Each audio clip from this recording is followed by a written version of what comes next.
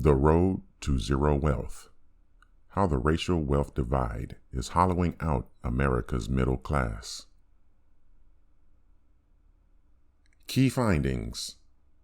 In our 2016 report, The Ever-Growing Gap: Without Change, African American and Latino families won't match white wealth for centuries, we showed that if current trends continue, it will take 228 years for the average black family to reach the level of wealth white families own today. For the average Latino family, matching the wealth of white families will take 84 years. In this report, we look at the racial wealth divide at the median over the next 4 and 8 years, as well as to 2043, when the country's population is predicted to become majority non-white. We also look to wealth rather than income to reconsider what it means to be middle class. In finding an ever-accelerating gap, we consider what it means for the American middle class, and we explore what policy interventions could reverse the trends we see today. We find that without a serious change in course, the country is heading towards a racial and economic apartheid state. Illustrating the magnitude of racial wealth disparity. Earning a middle-class income does not guarantee middle-class economic security. White households in the middle-income quintile own nearly 8 times as much wealth as middle-income black earners and 10 times as much wealth as middle-income Latino earners.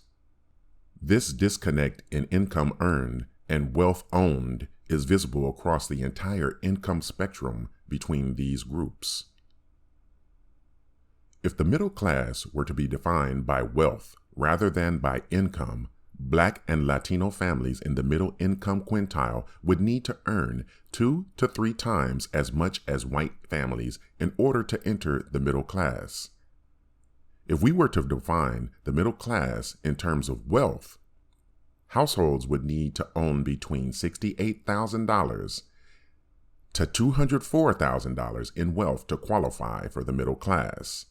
Under these terms, only Black and Latino households in the highest income quintile would qualify for middle class status or higher, compared to white households in the top 3 income quintiles who already own wealth in excess of their threshold. In fact, only Black and Latino households with an advanced degree have enough wealth to be considered middle class, whereas all white households with a high school diploma or higher would be considered middle class.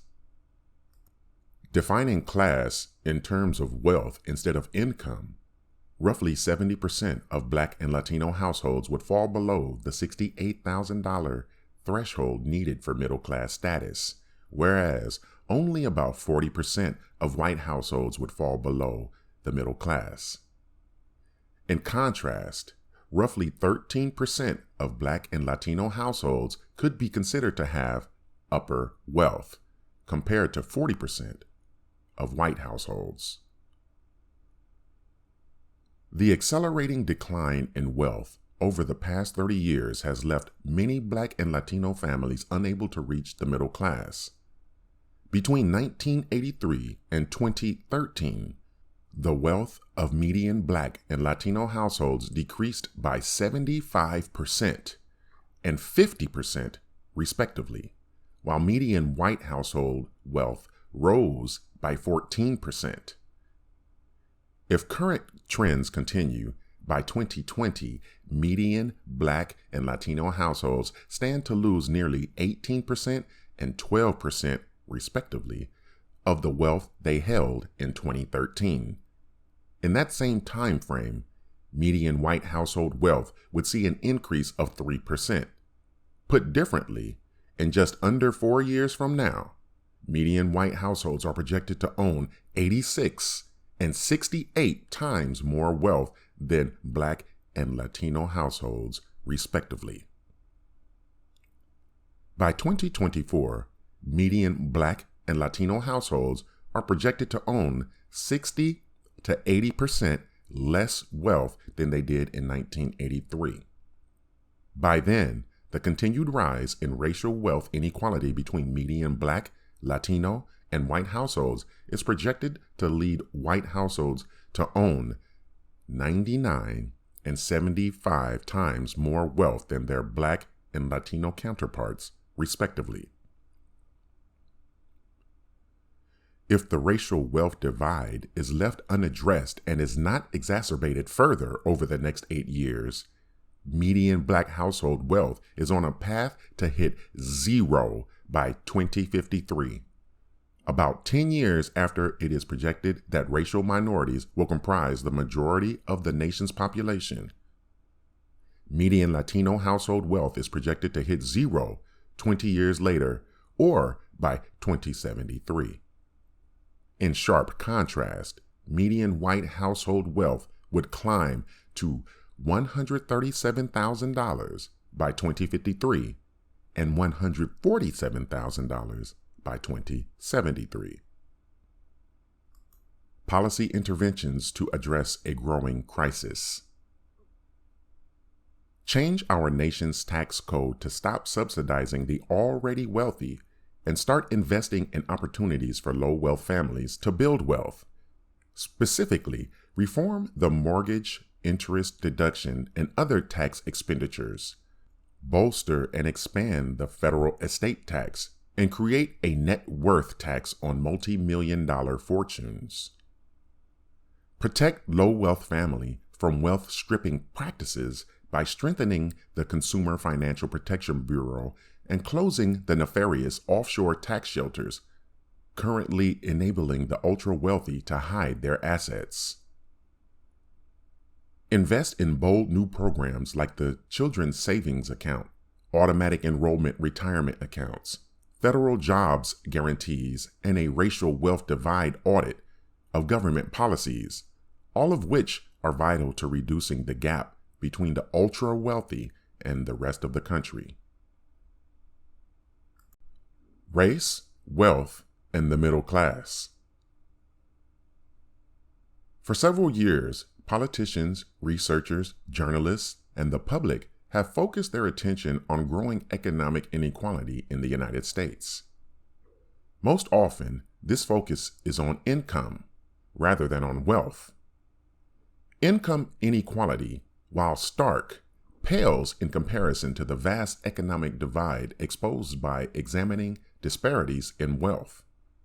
For example, a recent study by the Organization for Economic Cooperation and Development found that while the top 10% of income earners in the United States receive almost 30% of the nation's income, the wealthiest 10% own an astounding 76% of the country's wealth. That means less than a quarter of the nation's wealth is left for the bottom 90% of the American population. As stark and as overlooked as these disparities are, they are particularly acute along racial lines, as a disproportionate share of the nation's wealth is held in white hands, while households of color own a shrinking slice of the proverbial pie. Today, this translates into a racial wealth divide in which the median net worth of Black and Latino families stands at just $11,000 and $14,000, respectively, a fraction of the $134,000 owned by the median white family. Even more disturbing is that when consumer durable goods such as automobiles, electronics, and furniture are subtracted, median wealth for Black and Latino families drops to $1,700 and $2,000, respectively, compared to $116,800 for white households. While some argue that this racial wealth divide stems from choices made by individuals and communities, the facts tell a different story. Recent research shows that the racial wealth divide persists across all levels of educational attainment and family structures, seriously diminishing the personal choices argument. Case in point, white high school dropouts own more wealth than Black and Latino college graduates. Furthermore, single-parent white households own more wealth than two-parent Black households.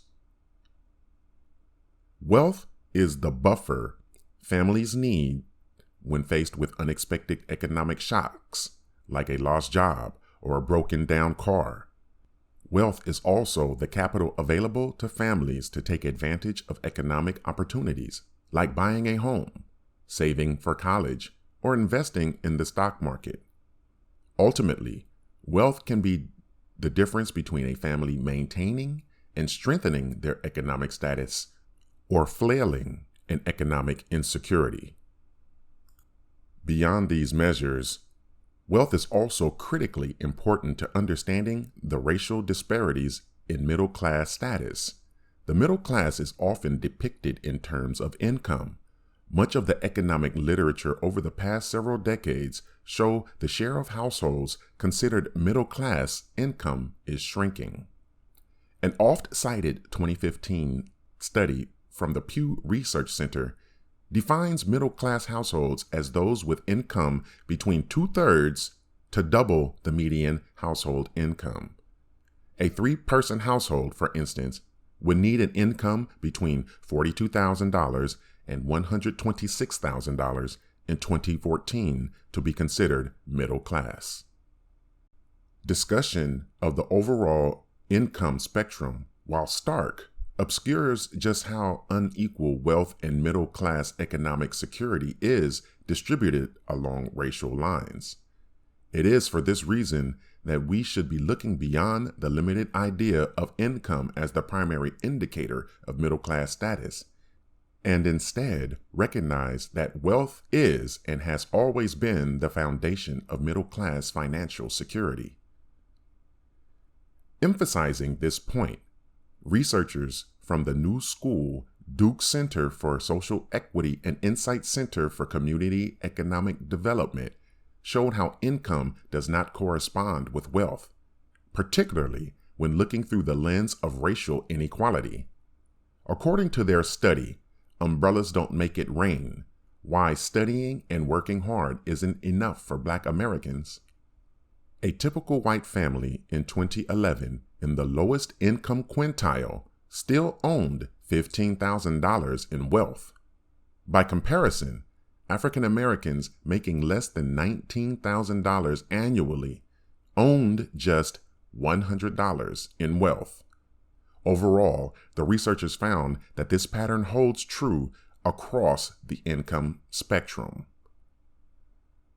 Looking at the middle class through the lens of wealth rather than income, Umbrellas Don't Make It Rain found Black families with incomes considered middle class, $42,000 per year, owned just $13,800 in total household wealth in 2011.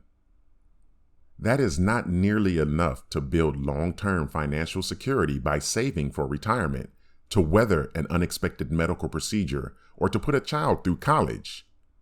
In other words, as depicted below, a middle-class income does not guarantee a Black family middle-class economic security.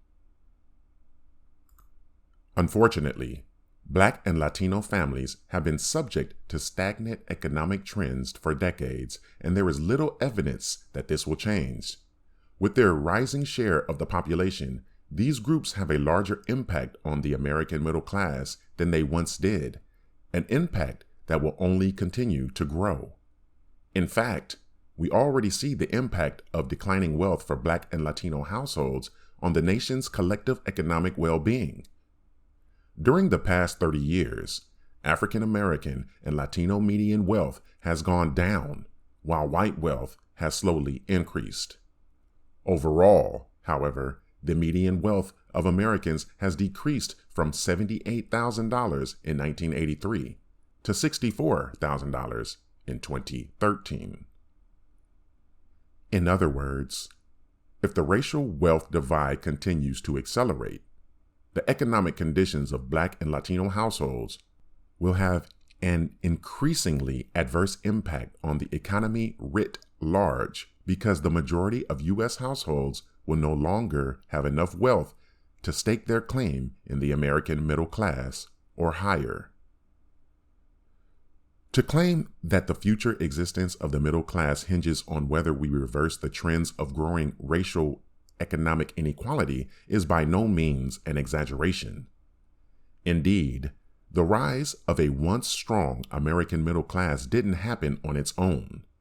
Rather, it required a healthy, vibrant economy, including significant investments in Americans' ability to build lasting financial security, such as through home ownership, higher education, and transportation, all of which enable families to build wealth. However, these policy investments haven't had a lasting positive effect on the middle class because most often they were intentionally directed at white communities and away from communities of color. Although the intentional exclusion of communities of color from opportunities to build wealth is a morally repugnant feature of American history, it remained economically viable at the time when the vast majority of our populace was white. As we look ahead to a time when people of color will comprise the majority of the population, however, we are committing economic suicide if we continue believing that we can exclude the majority of the country from opportunities to invest in the future. In other words, we have reached a breaking point. We need to act now to close the racial wealth divide, as doing so will ensure that the historical injustices of the past do not continue to wreak havoc on household balance sheets or propel the American middle class into extinction. Achieving this goal will require intentional, targeted policy solutions that address the economic needs of low-wealth communities of color. In the remainder of this report, we argue that the only way to craft these solutions effectively is by moving beyond the limited idea of income as the primary indicator of middle-class status to recognize that wealth is the linchpin of middle-class economic security. The racial wealth divide and middle-class security. Just as overall wealth inequality has skyrocketed over the past 30 years, so too has racial wealth inequality. In this time frame, the median wealth of Black and Latino households has taken dramatically different turns than the median wealth of white households, leaving communities of color struggling in more pronounced ways while they watch their white neighbors thrive. 3 decades of Black and Latino wealth loss. Since 1983, the respective wealth of Black and Latino families has plunged from $6,800 and $4,000 in 1983 to $1,700 and $2,000 in 2013. These figures exclude durable goods like automobiles and electronics, as these items depreciate quickly in value and do not hold the same liquidity, stability, or appreciation of other financial assets like a savings account, a treasury bond, or a home. By comparison, since 1983, the median wealth of white households has risen by nearly $15,000, reaching $116,800 in 2013.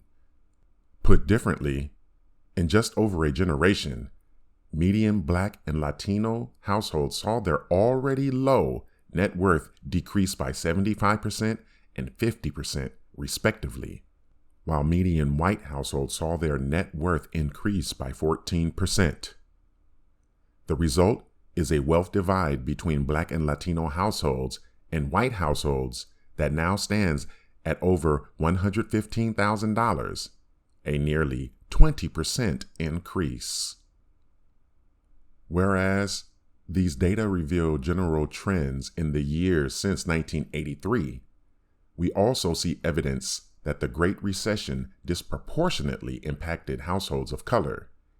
Even with the wealth loss experienced by white households during the recession, median wealth never dipped below 1983 levels.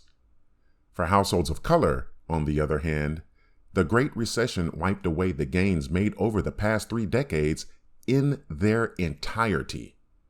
Put another way, although Black and Latino households started out well beyond their white counterparts in 1983, the Great Recession essentially set them back to where they started.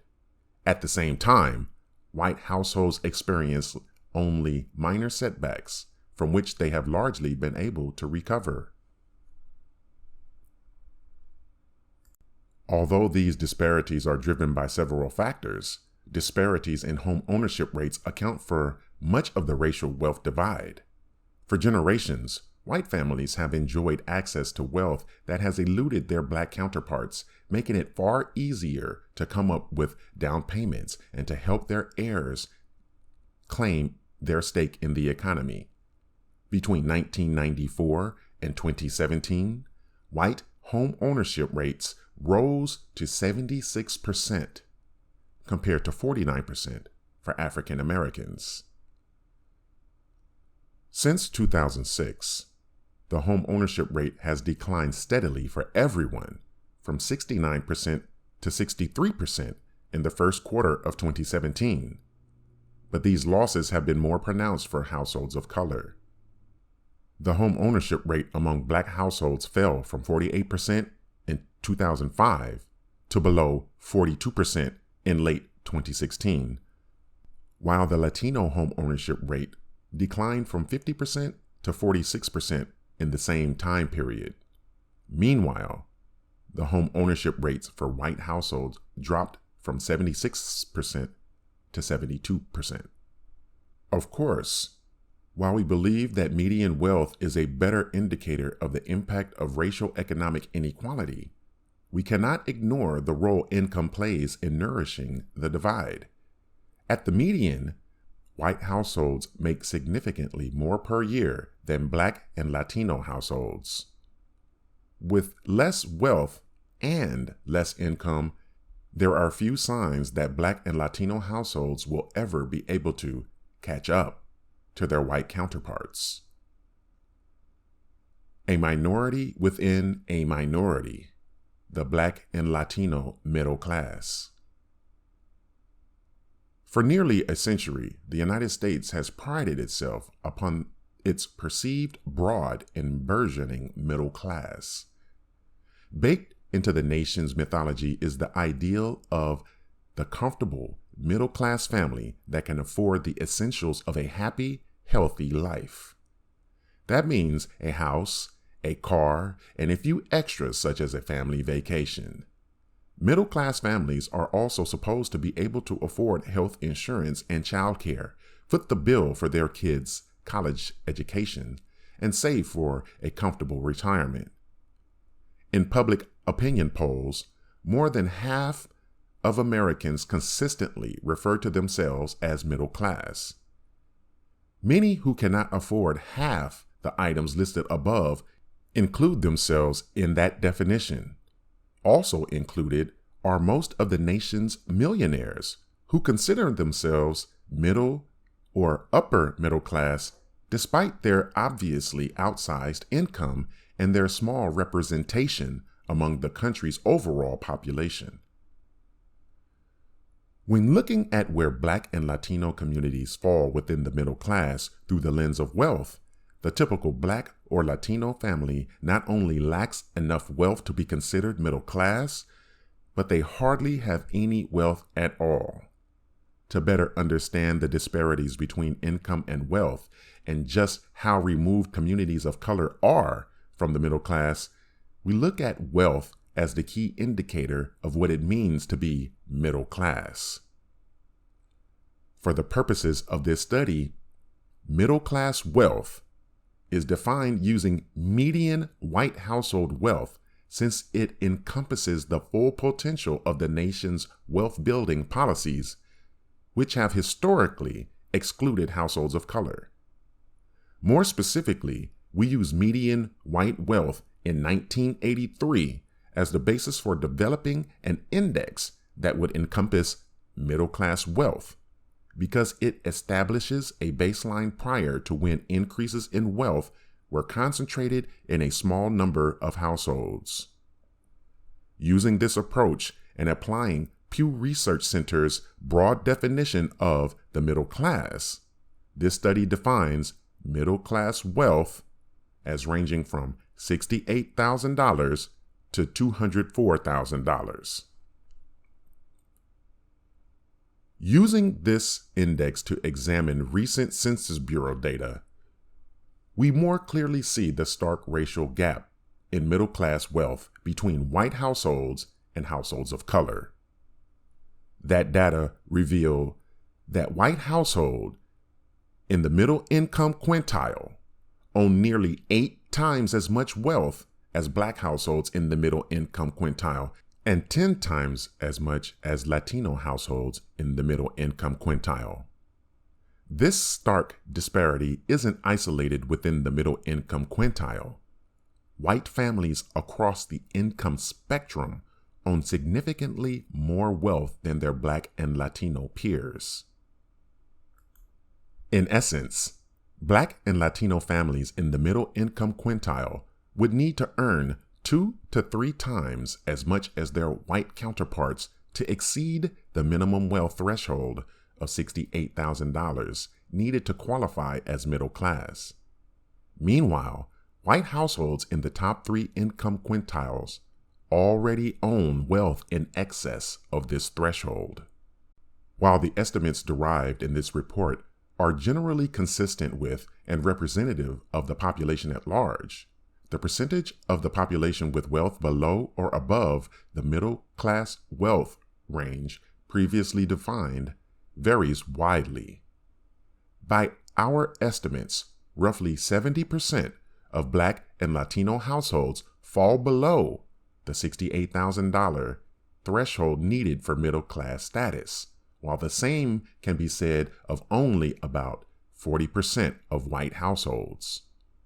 On the other end of the spectrum, about 13% of black and Latino households could be considered to have upper class wealth, compared to 40% of white households who meet this threshold.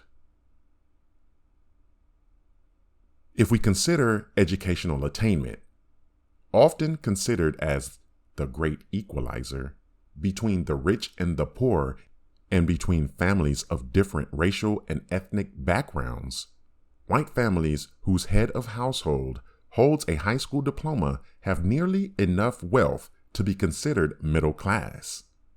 A typical black or Latino family whose head of household has a college degree, however, owns just $37,600 and $32,600, respectively, in wealth.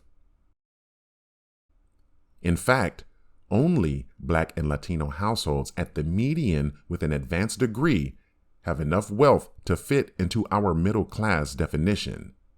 By contrast, all white households except those who fail to attain a high school diploma could be considered middle class.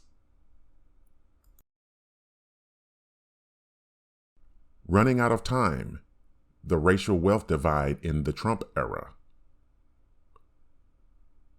The racial wealth divide is not a new phenomenon, nor can a single presidential administration or other policymaking body expect to ameliorate the racial wealth divide overnight.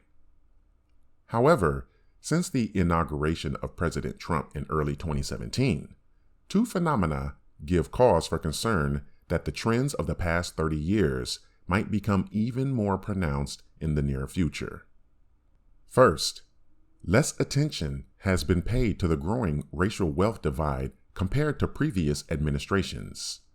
Second, and more alarmingly, there have been a bevy of policies proposed or championed by President Trump, from healthcare to immigration to housing and financial services reform, that would inevitably and exponentially exacerbate racial wealth inequality. In this section, we look ahead to 2020 and 2024 to see what the racial wealth divide will look like if no proactive measures are taken to address the problem. These projections do not, of course, account for the disproportionate impact of the aforementioned policies on communities of color if President Trump is successful in bringing those initiatives to fruition. The racial wealth divide in 2020.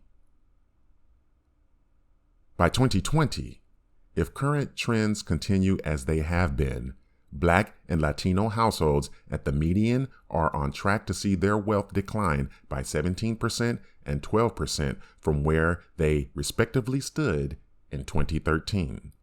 By then, median white households would see their wealth rise by an additional 3% over today's levels. In other words, at a time when it's projected that children of color will make up most of the children in the country, median white households are on track to own 86 and 68 times more wealth, respectively, than Black and Latino households. The racial wealth divide in 2024. Current trends suggest that by 2024, median Black household wealth will have declined by a total of about 30% from where it stands today. In that same time frame, the median Latino family can expect to see their net worth decline by a total of 20% over today's levels. By then, median white household wealth would have increased by about 5% over today's levels. Overall, this dizzying decline in Black and Latino household wealth would mean that 7 years from now, median Black and Latino households would own 60 to 80% less wealth than they did in 1983. Put differently, by the end of the next presidential term, median white households would own 99 and 75% more wealth, respectively, than Black and Latino households. By then, the racial wealth divide will have increased by more than $6,000 from where it stands today. These projections assume that the racial wealth divide would be left unattended and that it would not be exacerbated between now and then. The numbers above reflect current policy. However, the proposals put forth by the current administration and by Congress could catalyze an even more significant divide than what is reflected in the table above. For example, as we highlight in more detail later in this report, the tax code already plays an outsized role in fueling economic inequality, as the wealth-building tax benefits that flow from it overwhelmingly go to wealthy, mostly white, households while providing little wealth-building support to the people who need it most.